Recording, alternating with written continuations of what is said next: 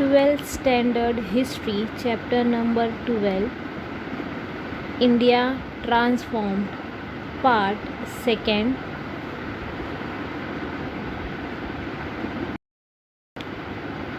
In this chapter, we will learn about social domain, in that health, environment, education. Then second, sports.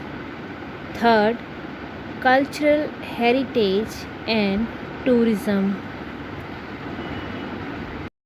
Let's study in detail social domain. India's transformation is reflected in the social domain also. The government is actively trying to reduce the social disparity and to bring all classes in the society in the mainstream of economic development. In this regard, Human Right Protection Act 1993 is important. National Human Rights Commission was established under this act. Its objective is to protect fundamental human rights like the right to life, equality, etc., and to see that nobody is deprived of these rights. According to this act, the Commission can act on the basis of a report of a case of deprivation of fundamental human rights published in a newspaper or other media.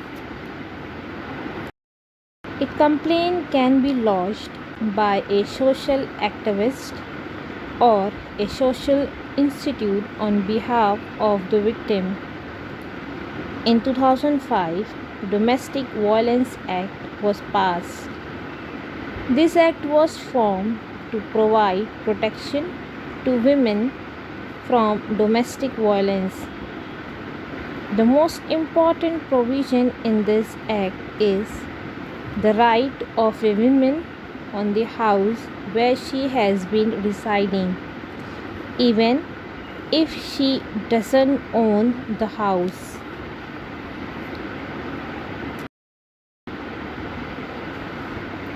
According to 2011 census, the sex ratio in India is alarming. The ratio of girls is very low. In the age group of 0 to 6 years, the number of girls is 914 against 1,000 boys.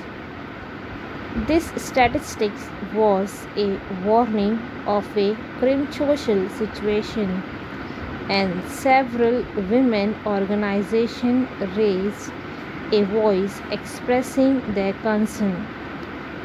The state government of Maharashtra banned sex gender prediction test of a fetus and launched a program called Leak Ladakhi.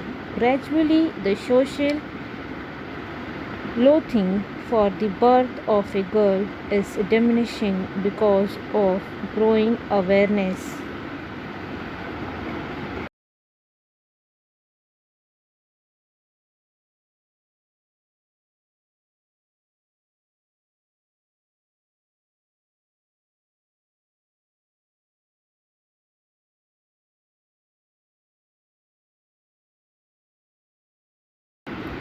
Hamid Dalavi was inspired by the work and thoughts of Jyotiba Phule. He founded Muslim Satyashodhak Samaj in 1970. His main concern was the right of Muslim women. He opposed the custom of triple talaq. The law passed by the Indian Parliament in 2019 has declared this custom as illegal. He was of the opinion that the secular India Uniform civil code should be applicable to all.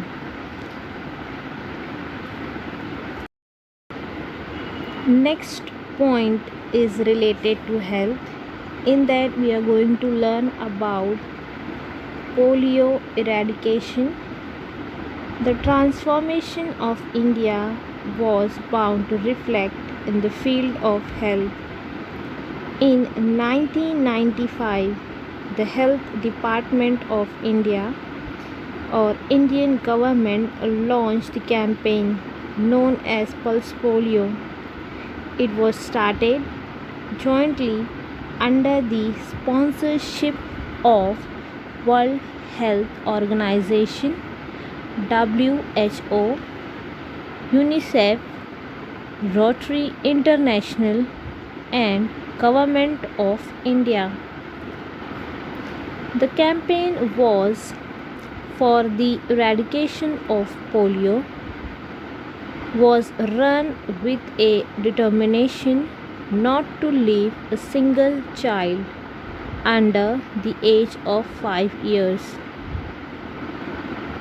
without administering polio vaccination. Various means were used to make the campaign absolutely successful, such as awareness camps, home visits, and extensive advertising through various media. The Ministry of Health and Family Welfare of the Government of India opened a new department for the developing alternate medicine like Ayurveda, yoga and naturopathy, Unani homeopathy, etc. Since 2009, this department is known as Department of Ayurveda, Yoga and Naturopathy, Unani medicine, Siddha and homeopathy, that is Ayush. It is working for the development of syllabi and education of these branches of medicine, advanced research, standardization of medicine, etc. Next we have information related to our environment. Most of the states in India are facing the problem of increasing air pollution. The pollution caused by automobiles is an issue of great worry. The Center for Science and Environment studied the problem of pollution in Delhi and made the public awareness of its severity. It has been proved that the cause of pollution in Delhi is basically the increasing number of automobiles, vehicles with poor maintenance running on the street that cause emission containing poisonous gases and carbon particles. The heritage monuments in Delhi are also getting affected because of the pollution.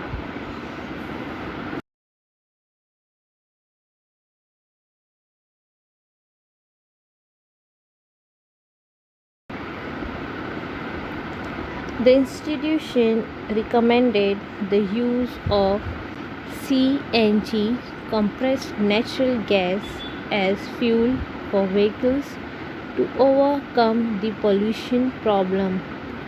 Based on this recommendation, the Supreme Court issued an order of using CNG for public transport vehicles in 1998. Later, a policy of permitting only those vehicles is roadworthy which pass the test of pollution under control (PUC) was adopted. It was decided that vehicles without PUC certificate will not qualify for insurance and renewal of insurance. Several centers issuing PUC certificates were opened. Chemical effluent drained into river and stream is the major source of water pollution. Efforts of a number of environment activists have contributed significantly to environment conservation and preservation. Among them, Sundarlal Bahuguna started Chipko movement for the protection of forests, Medha Patkar Narmada Bachao movement, and Dr. Rajendra Singh water conservation are some prominent names. The pollution of water and food is increasing because of artificial and non-biodegradable material like plastic and pesticide. This is also causing degradation of the soil. It causes a spread of various diseases in human, animal, and plants that create a harmful situation for general health. Talking about environmental protection in the context of conservation and preservation, the name of Rahibai Popre is also important. On 8 March 2018, Rahibai Popre was facilitated by the President of India by Nari Shakti Award. This award was given to her for her work in Kalasubai Parisar Biyani Samvardhan Samiti. She is properly known as Bijmata, Seed Mother. She has worked for preserving seeds of native cultivator for the future generation. Her grandson got ill because of the diet consisting of food made with hybrid varieties of food grains and vegetables of lesser quality.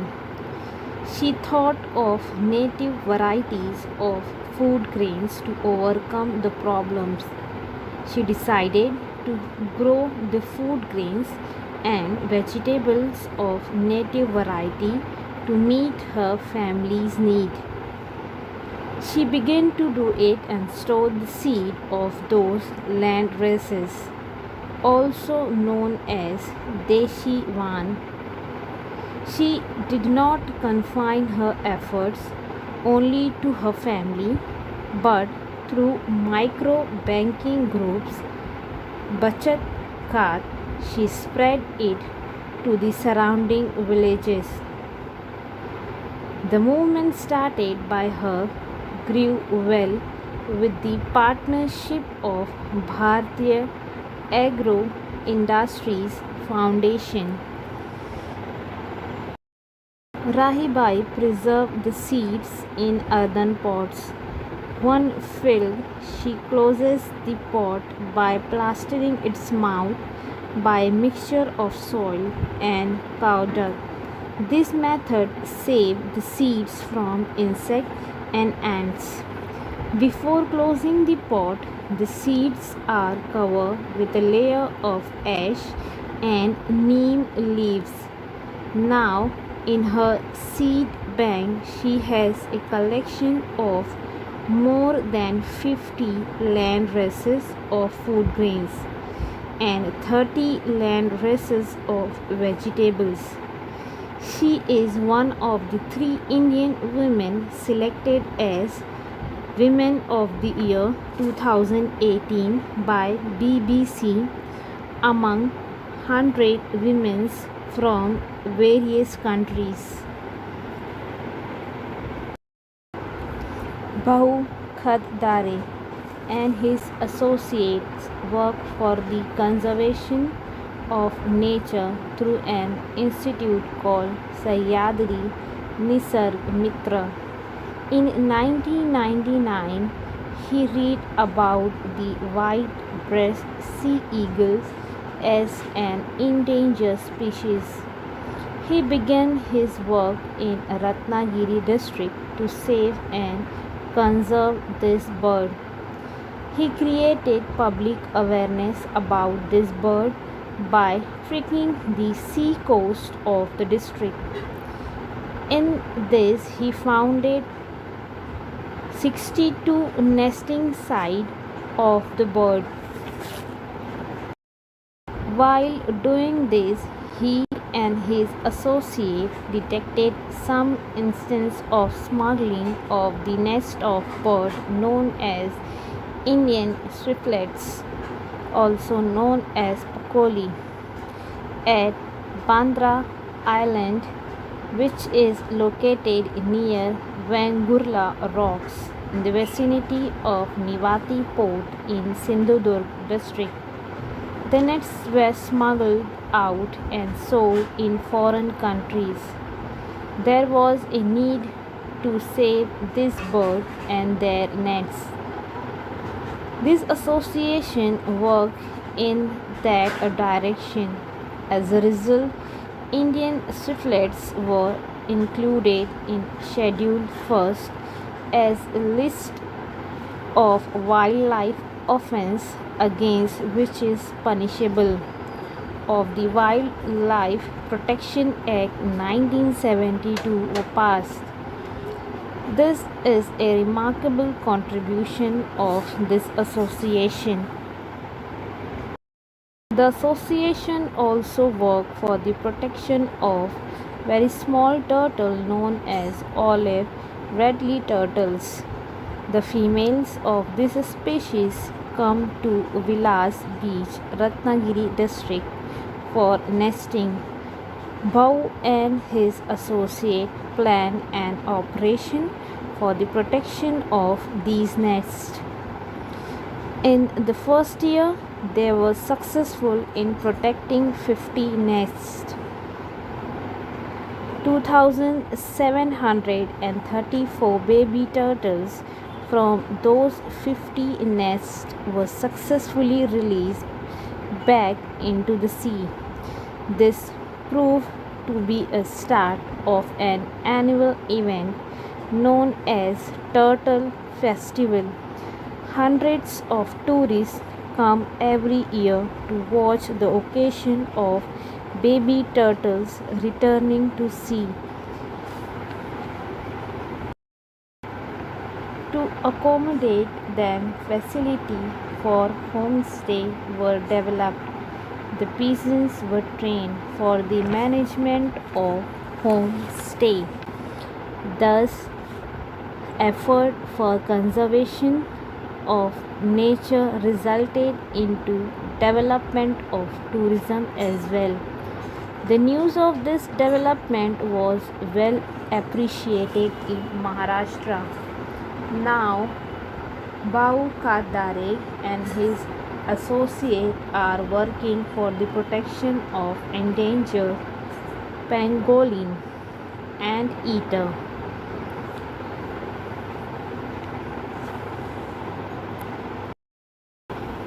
Prem Sagar Mistry. The number of vulture is rapidly decreasing in India.